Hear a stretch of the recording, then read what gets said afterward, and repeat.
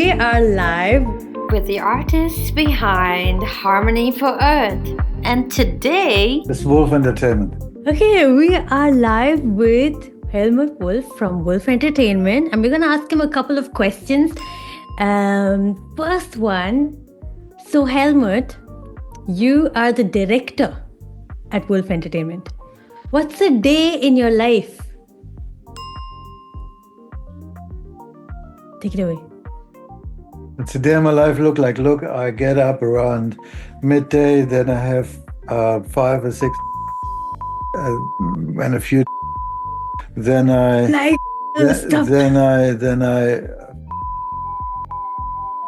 then I probably have dinner, and then I and party all night.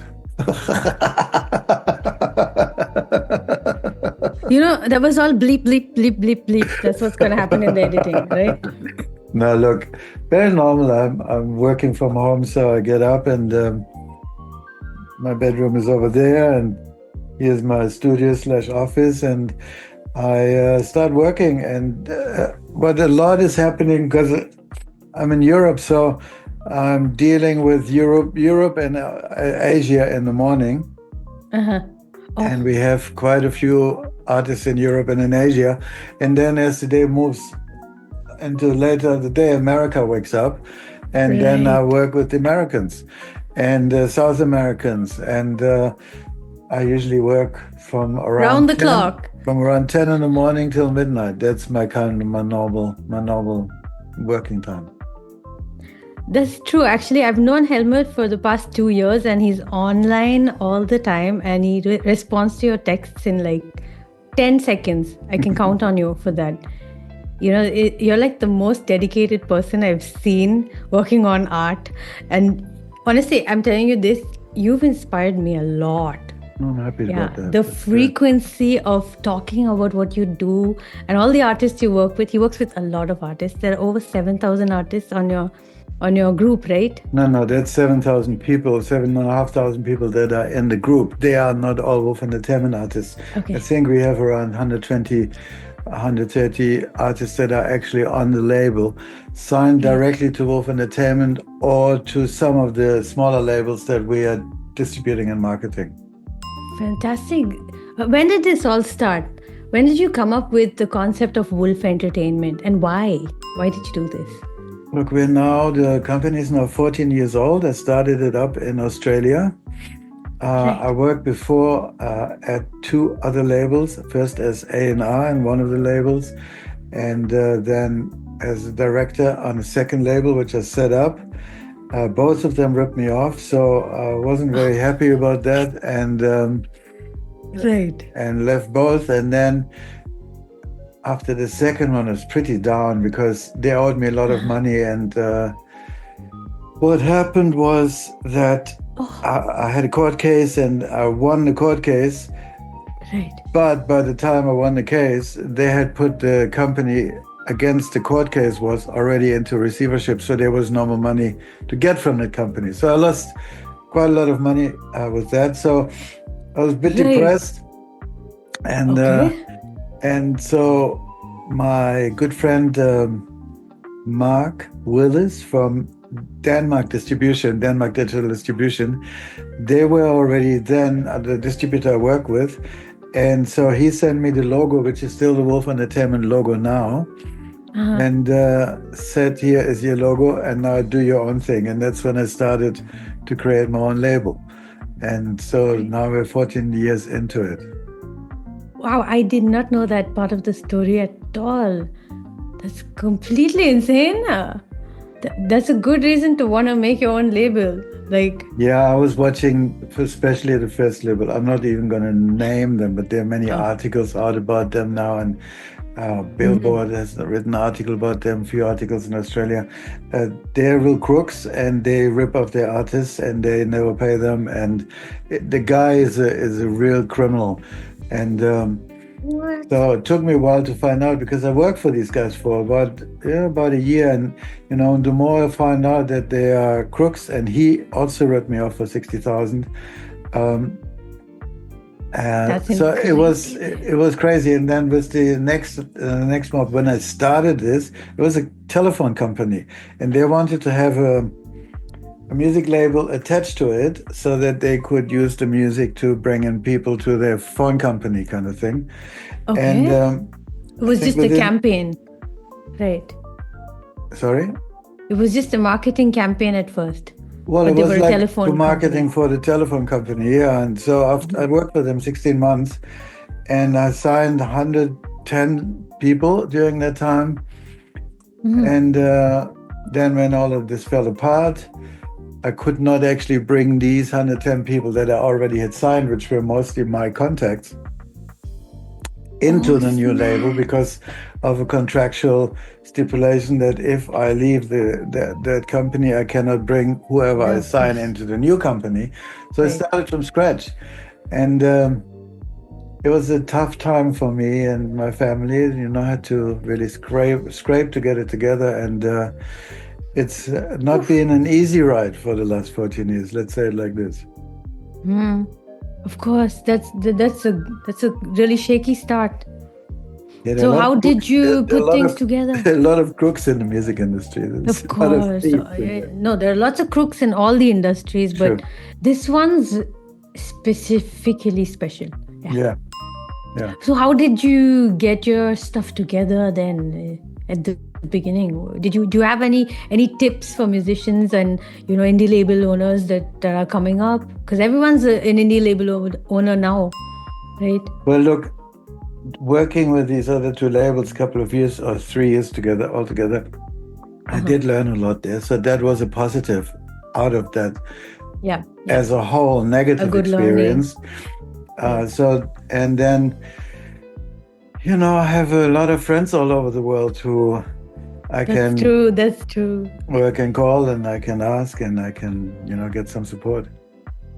Yeah, a lot of people in your community who really are supportive, and they're from a lot of places. Mm. I've actually worked with a couple of people thanks to you. Jack, for instance, is from Jack's from the awesome, yeah. US, and we worked on a lot of songs already. Mm. And then there's John, who introduced me to you. I mean, who you introduced to me. Yeah. John Clement for our Climate, yeah. song. Yeah, so he's really got connections all over the world, and he's done a lot of great stuff. What's your biggest and proudest moment in all of this? Because I know one that I love a lot. The Wave of Love. Yeah, I mean, the Wave of Love Festival was a super special experience. Yeah, and we're actually now working on Wave of Love Point 2. Oh yeah, And that's very, very exciting. exclusive information, people. Yeah. So Another one tell that me. stuck out for me was actually George. George. I'm having a brain fart. Don't blame the hips. No, it's not the hips. Anyway. I'm joking. Anyway, I'll come back to it. You come back to it in I'll another come back to interview it. then. Yeah. Or by the end of this one. Okay, wait. The moment I've been waiting for. Saxophone and flute are two instruments that you are literally on like Jimi Hendrix level. Like I told you, I think you're a little bit exaggerating there, but thank you. Please, people, please go stream Medicine Woman and tell me what you think. But yeah, when did you start, and what was your favoriteest experience of all, on stage, like playing your sax or the flute? Look, I started playing flute at 14, and I had about 3 months lessons, and just classical. My music teachers in school and high school, they felt when we were discussing symphonies, they felt that I was very musical because I could hear, but I always refused. They always hassled me to learn an instrument, and I always refused because my sister was learning keyboard, and I saw her struggle, and I didn't need the struggle. And then one day, Mr. Linz came to me and said, he has a flute for you, and my wife will give you lessons for free. And I just could not say no to him. He was, Right. And so for 3 months, I went every Wednesday and learned how to put my fingers and how to get the sound out of the thing, and do the scales and do the little bit of classical stuff. And so basically learned how the instrument works. And then the feel of it. yeah, Right. and it's not easy to get a sound out of a flute. So It's not. I've tried. I have a recorder here that I've literally made it the nightmare of every neighbor's dream. yeah. So after 3 months, I went to work in the school holidays and made some money and bought my own flute. And I gave him his flute back and said, "Thank you for getting me started." That's And a from story. then on, I never had lessons again, and I just then played along with my records. And I found Okay, so you out. improvised. I just jammed with lot. my records, and I found out what works and what doesn't work. And I found out about pentatonic. You probably know Yeah. pentatonic. The And- classic. No. And pentatonic is 5 tones that basically work in every key with any rock, pop, jazz. Right, the pentatonic scale. Oh yeah. pentatonic Okay. scale. You can use okay. it basically to any rock, pop, jazz, funk, Genius. blues. They're all pentatonic. So 95% of solos or anything that you hear melody is all pentatonic. And then you throw in a blue note or two, and make it a little bit more exciting and It's interesting. just like a formula for success. Basically, and like that, I can jam with anybody. If anybody, once I know the key, I can play with anybody and make it sound okay. And Okay. I still do the same thing, and that's now what, I'm 67, 53 years later. And so I just got a lot better in doing it because I've been doing it a lot, And you have your layers of personality that came through all these years, and new ways of playing it, and it's like That as you just well, made yeah. it more interesting over the years, I guess. That's Well, I guess so, yeah, but it's still pentatonic in the end of the day, and with a few blue notes. So I think that you have a unique sound, right? Thank you. I mean, I've produced 2 of the songs that you've played. So one was flute and one was sax. And when I hear your recordings, I know it's you. Yeah, many people say that to me, actually, which I'm happy about. And I think it has to do with the fact that I never followed other people's path or got lessons, but I just did my own thing. So my own personality, my own musicality is coming through there. Yeah, that's really cool. Would you call that a signature? Your signature I don't know. style? You can call things whatever you want, really. That's really cool. That's really, really cool. So I'm telling everyone about the songs that you're on with us. So the first song we did together was Golden Dusk.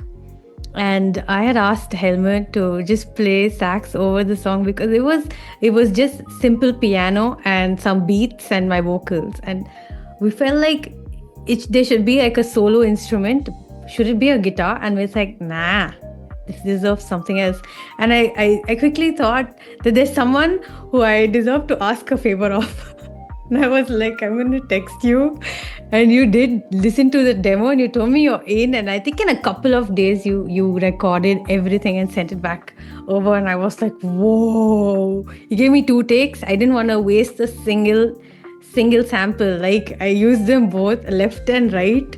And it just moves, and it complements your own recordings, complemented each other, and the song and the piano. And it's like, it was a really good collab. After that, I knew that there's something absolutely phenomenal about what kind of a musician you are. And after that, I was paying attention to everything he did online. He does a lot of stuff online. He talks a lot about his artists, and it's so inspiring to see someone who wakes up every day and turns up every day, despite what's happening in your life, like you turn up every single day. And I think that is the best quality about Hellmut. Then we briefly worked together, and now we're still here, and it's really great. I have a question for you here.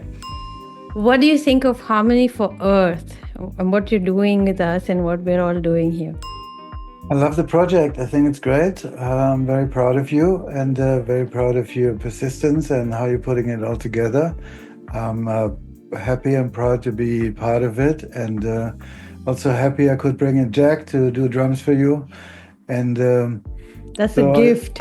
yes, I think you did a great, you did, and you're doing a great job also with your marketing and your promotion. So that's very good. Thanks, Helmut. That's really cool. We get to do all this, and I'm so glad you all are on board for the message. Like at first, it was quite lonely.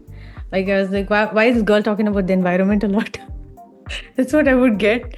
Then you guys joining me last year when there was really nothing to begin with, kind of like started a movement that I can't even explain to you. More people are involved today, interested because of the support you guys brought to it, Good. to that playlist. So yeah, thank you too, like a lot. You're very welcome. Okay, what else? I have one last question if you've got the time. Yeah, I'm fine. What's the simplest advice you have for musicians today?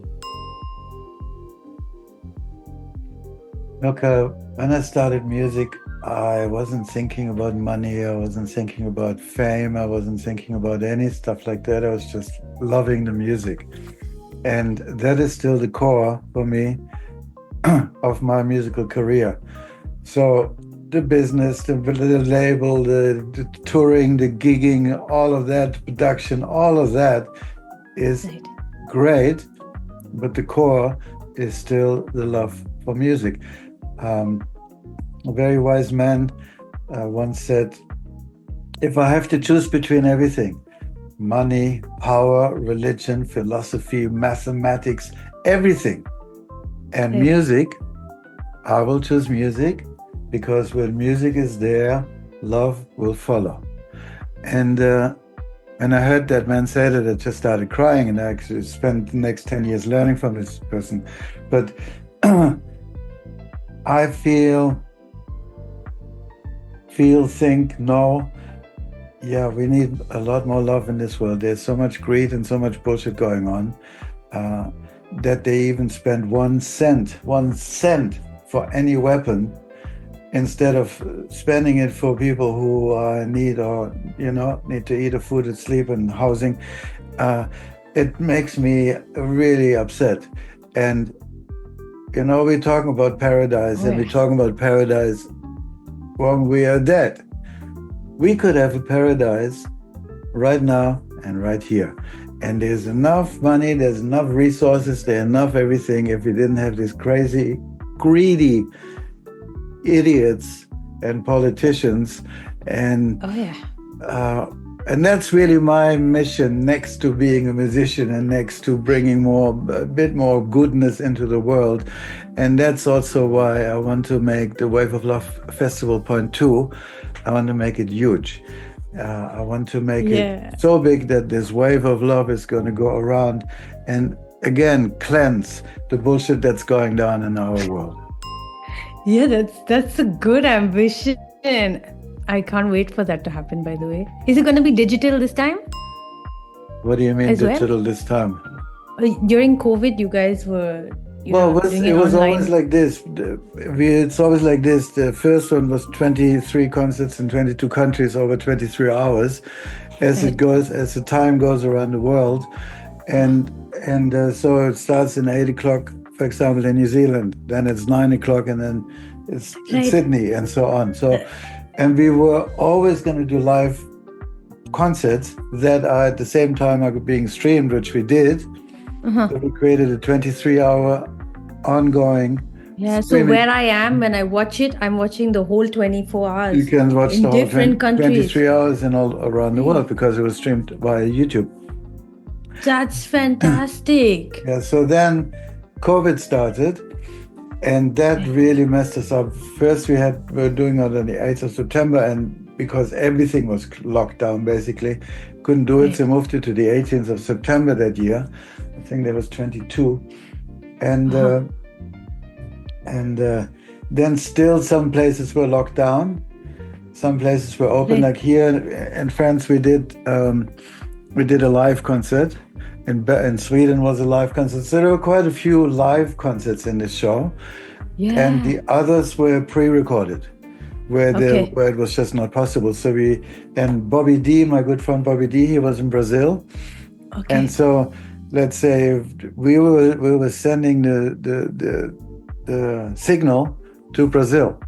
And then from Bobby D, from Brazil, it was going via YouTube into the world. The Swedes were, sending like it from, that. so it was like, and the pre-recorded sessions, Bobby had the files already there. And you Okay, and can't he even was- imagine what we went through, getting the files uploaded from Nigeria the night before with shitty internet and stuff like that. Whoa, that So is stressful. crazy. We worked for a year on this, like crazy. It was very, very stressful, but we got it together without any extra funding. Yeah. And If anybody wants to watch that version of it, please YouTube it. It's on his page, Wolf Entertainment. Yeah. Go on, sorry. And then this time, what we want to do, is not go hour by hour, but we're going to do 5 concerts of 4 hours. And the last one will be in Los Angeles. It will be 6 hours.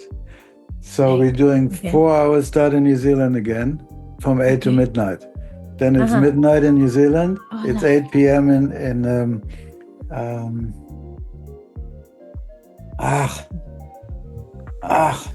India? No, it's not India. That doesn't fit time-wise. It's not Indonesia. It's hold on. Sorry, I have to get this right now. Yeah. And then we will be posting a little poster about all of this very soon. Yeah, because it's sorry. happening soon. One moment, please. Can't you say No worries. Asia? Come on. Oh, Jesus. It was like Okay, this. I get it. Yeah. Okay, I'm really glad you're into stuff like this. Philippines. Philippines. So then we're okay. going to the Philippines. Then we're going probably Dubai Okay. next. And then we're going Berlin or Paris, not sure yet. And then we're going to Rio de Janeiro. So each of these places have 4-hour concerts. So always when it's 8 o'clock to midnight, when it's Really midnight. good music scene. Yeah, and then when it's midnight, it's 8 o'clock at the next location, and then you have that 4-hour concert. So as we are moving through these 4-hour sessions all the way to Los Angeles, where we then do the grand finale, and that will be a 6-hour concert. Oh, Now- I see. So what my dream is, and what is on my bucket list is Bucket list. is to do this one in style. So what I am working on To do is- this. What's that? I would like to do this in style this time, because last time we did it on a shoestring. This time I want to do it for real. And Right. so Yeah. what I Okay, would like it's to gonna do, happen. and I hope I get it together, but each city is going to be in a football stadium, so I want 80,000 people in each place. I want to have in each of the venues a major act, talk Lady Gaga, talk the Stones, people like that. And then a second tier act, like Kool and the Gang, something like that, Skip Martin. Yeah. And then the other acts will be Wolf Entertainment and our related labels. So that will give me an opportunity to put our people of Wolf Entertainment on the same stage with the big superstars. Yeah. That would be something. That's the thing. And so we're working on finance, and we have people interested. They are very, very wealthy, and they want to invest money into things that give positivity to the planet. Yeah, and And Wave so of Love is all about positivity. The Wave of Love is all about, and the beautiful thing about the first one was already that we had all kinds of organizations, cancer health organizations, a veteran organization, taking care of animals organization, who wanted to be associated with us. So Super this is going to be inclusive. multiplied this time, because I do believe that having some superstars on board will give us the publicity we require to really blow it up. Yeah, I think this deserves people's attention. Yes, and so when you have Taylor Swift talking about love is a different story than when I talk about love. There's just a lot more people listening, And so we want to basically use these Yeah. superstars to help spread the message. Yeah, superstars out there, you know where to call us. Call me. Call Hellmut. No, it's a good. I have He's a really been good working friend. really hard for this. Yeah, I have go a on. really I'm good sorry. friend in Australia who is one of the 3-4 major biggest music promoters in Australia Okay. and Southeast Asia. And we're dear friends for 20, 30 years. And Right. the thing is, he has direct access to all the management Right. of these major acts because he's been touring them the last 30 years, okay? Okay. So if I wanted to book, let's say, Lady Gaga, and I go to her agency, they would crack up, say, who the hell are you? Yeah. He doesn't talk to the agency. He talks to the Okay. management. He talks Right. that because he knows them all personally for years and years and years. So he Okay. can talk to them and say, hey, here's the project, would you like to do it? But we have to have the money in place before we can set that all in motion. And then he's actually going to take care this time of the whole organization, because he has in all these different cities already teams in place that will hire the stadium, that will take care of the equipment and the lighting and the driving and the hotels and the everything, all the logistics. He has that already all in place because that's what he's done in the last 30 years on this level, which for me, if I wanted to start doing that, I needed to be like 150 to pull that off, okay? So with his help, I think I will be able to pull this off. So right now I'm just in the background working away and Planning the whole thing. Yeah. Planning the down whole to the thing. last detail. Okay. Well, not yet. I mean, I have the whole concept in my head, but then right now it really comes down to the funding. So I'm working with various people to find the funding, because once we're looking at about $200 million that we need to put it together. Ooh, that's And- a lot. And then we're probably going to make $300-400 million profit with the Okay. whole thing. Then But that looks interesting to everyone. It looks in, but again, I mean, look, my friend in Australia, I'll probably have to pay him $1 million to pull this off. And Lady Gaga is $2 million a gig, plus she takes 60% of or whatever of the ticket price. But we have also some other really interesting things. I'm working with a company. They have marijuana ingested drinks. So in the Okay. countries where ganja is legal, we'll sell marijuana, and that alone is going to be a massive income. And Right. And at the same time, the promotional aspect of the whole thing will be so massive that we will get a lot of sponsors. Right. I'm very curious to see how this turns out, Me too. Firstly, that name and the message is something I really think we need to do something about this.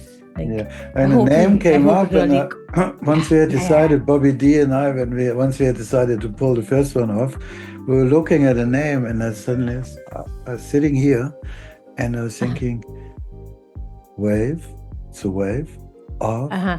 Love Festival is my name, Wolf. So was it was the Yeah, easy choice. that's true. Wave of Love Festival Festival. is Wolf. Wolf. Genius. Yeah, Oh, do we have a date or something? no. I'm hoping we can pull it together this year. I would like to do it in October. But as I said, I'm right now talking to various people, and I have to see if I can get the funding together. I will not do it again because I've done it on a shoestring. No reason to do that again. But if we can get the funding together, then we'll do it. So it really, Yeah, coupled with your experience of the last time, you really nailed this, right? Yeah. It's So don't supposed need to. happen. But in order for having it the impact that I would like it to have, meaning to make real change for the people of the world and for the Yeah. consciousness of the world and for the thinking of the world and for the thinking of Yeah. the heart experience, are really into raising the awareness and the vibration and the care and the love and the kindness and all the good stuff. because that's the only way to get rid of the bullshit, you know? Yeah. Yeah, and I think tell you that's a what, very if a person like profound Elon Musk would now come to me, who is all about power and greed and bullshit, I would say, stick your money up your ass and not interested, okay? Beep, beep, beep, beep. So, no, don't beep this out, please.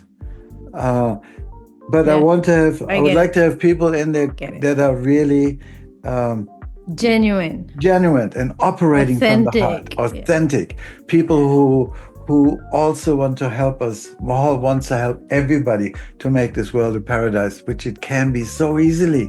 If we spend zero money on weapons and we put all that money into the people, everybody can have a good time. No worries. And it's complete madness that we are not doing this. And it's only hung on people who are, it's greed. It's greed and power, and greed and power, and greed and power. And these old structures, they need to fall away. They need to break away. And I think pushing love through and pushing music through, or music is really then the medium for that love, pushing that through can help us make that happen. You shared something a couple of days ago, remember? Hate has spoken loudly for so long. It's about time love would speaks up. Yeah, and up loud. And I see this as a fight, you know, because I don't know, you want to beat me out again, but the and these idiots that are keeping the old structures and the greed and the power structures in control, we have to fight them. Now, I don't want to fight them with guns. Don't want to fight them with guns. I don't want to fight them with violence. I want to fight them with love. You don't fight fire with fire. And I want to fight them with love and awareness and care and goodness. Yeah, I think that is so cool. But it needs to be stuffed down the throat of people, because people don't hear, they don't listen. Even what they, like these elections in America, there are two bullshit parties going on. Both of them are bullshit, okay? That's the only choice they have? Well, that's ridiculous. And it's in most countries like this. And it's still the old English structures that are still sitting everywhere. And so the old power structures are still running the planet. And the only way this changes is by changing and developing the consciousness and the awareness of the people. 90% of people are asleep. So I would like to use the Wave of Love Festival to wake them the hell up.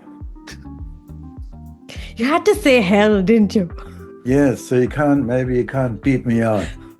Fine, I will. I have certain words in the beep section, not all of them. Don't worry. Your message is crystal clear and we want it out there. Yeah. Thanks for telling me all this, Hellmut. You're welcome. You just inspired me a little bit more. Good. Fantastic. I think our call's about to end, but do you have any last words you want to tell us? No, other than thank you very much. It's been a real pleasure to meet you since we started the Tamil version of Jingle Bell Rock, and thank you very much for helping me with the promotion of the label. And that's when our call got cut. Unfortunately, Hellmut didn't mention much about him, so I would like to invite you all to please visit hellmutwolf.com and get to know the artists behind Wolf Entertainment. And if you'd like to join their community, please look them up on Facebook. They have a wonderful, huge community of artists and new music coming out almost every other day. So give them a visit and show them some support. And that brings us to the end of the first episode in a long series of getting to know the artists behind Harmony for Earth. Stay tuned for episode 2 coming very soon.